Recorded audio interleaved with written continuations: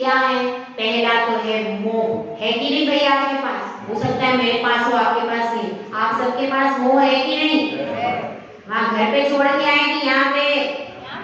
हाँ, कितने रत्नों का मोह है भाई? दो दो रत्नों का सबको मोह है कि नहीं? तो मोह सबको है और योग भी सबके पास में है कि नहीं? मोह मतलब क्या?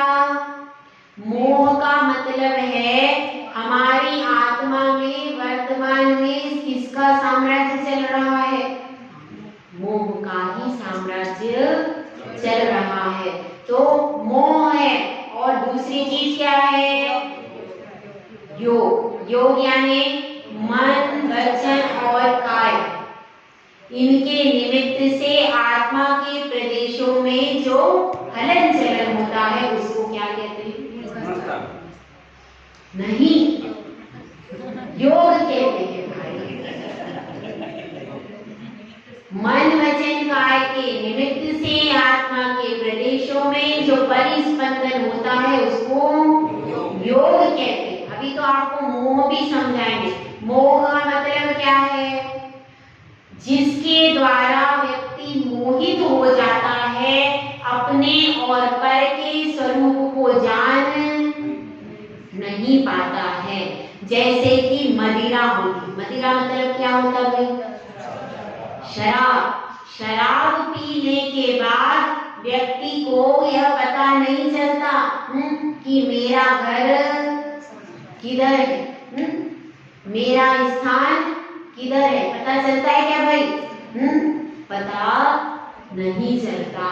वह शराबी व्यक्ति अपने आप को भूल जाता है, ऐसी उसकी स्थिति हो जाती।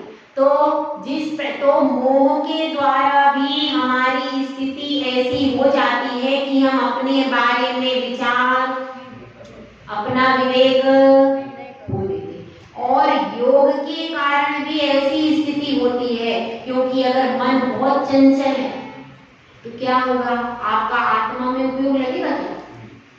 वचन से हम कुछ भी बोल रहे हैं, किसी को गाली दे रहे हैं, किसी को अपशब्द कह रहे हैं, किसी को कुछ कर रहे हैं, तो क्या होगा?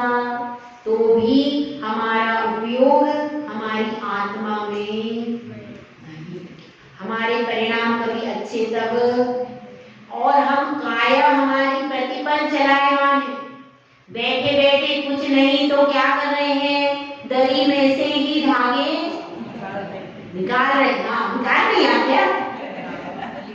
दरी में से ही धागे निकाल रहे, चटाई को ही तोड़ तोड़ करके फेंक रहे। हमारे हाथ स्थिर नहीं रहते हैं और शरीर भी कभी इधर डोलता है, कभी उधर डोलता है। 5 मिनट भी एक आसन से बैठते हैं तो क्या होता है? फिर चेंज करना पड़ता है। तो ना काया में स्थिरता है, ना वचन में स्थिरता है, ना मन में स्थिरता है, तो क्या होगा भाई? तो इसलिए मोह और योग के निमित्त से आत्मा के दर्शन और चारित्र गुण की अवस्था विशेष को गुण स्थान कहते हैं। अब 2 गुण हैं आत्मा के, कौन से भाई? दर्शन और चारित्र। दर्शन किसको कहते हैं? जिसके द्वारा स्व संवेदन ज्ञान होता है, उसको क्या कहते हैं? दर्शन। और चारित्र किसको कहते हैं? जिसके द्वारा यह व्यक्ति आत्मा के उत्थान की ओर बढ़ता है, उसको क्या कहते हैं? चारित्र कहते हैं। तो जो कि दर्शन और चारित्र गुण की ऐसे संक्षेप में ऐसा भी कह सकते हैं कि दर्शन और चारित्र गुण की अवस्था विशेष को गुण स्थान कहते हैं। तो क्योंकि मोह और योग क्या है? निमित्त है। खास कार्य किसमें होना है? दर्शन और चारित्र गुण की अवस्थाओं में।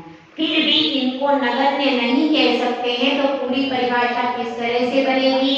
एक बार अपन सब समझने का प्रयास करते हैं। जो कि आचार्यों ने लिखा है, मोह और योग के निमित्त से आत्मा के प्रदेशों में और दर्शन और चारित्र चारित्र गुण की अवस्थाओं को गुण स्थान। समझ में आ गया भाई? किसी को नहीं समझ में आया? सबको समझ में आ गया।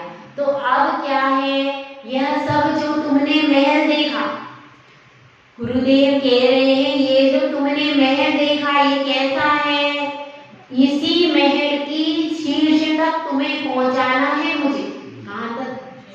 इस महल के शिखर पर तुम्हारी मंजिल है, जो तुम कह रहे थे ना मुझे तो शाश्वत सुख चाहिए, मैं पंचेंद्री के विषय सुखों से घबरा गया, कषायों से भी परेशान हो गया, अब तो ये सब छुड़ा करके मुझे शाश्वत सुख में ले जाओ। ऐसी तुम्हारी अभिलाषा हुई है कि नहीं हुई भाई? आप लोगों की हुई है कि नहीं हुई है?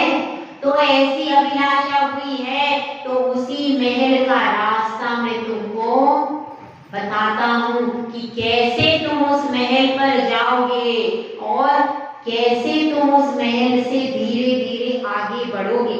यह सारा रहस्य मैं तुमको बताऊंगा और जब तुम इस महल के रहस्य को जान जाओगे तो फिर तुम महान बन जाओगे। इसलिए कल मैं तुम्हें इस रहस्य को बतलाऊंगा, तो इस रहस्य को सुनकर तुम अपने जीवन में धन्य हो जाओगे।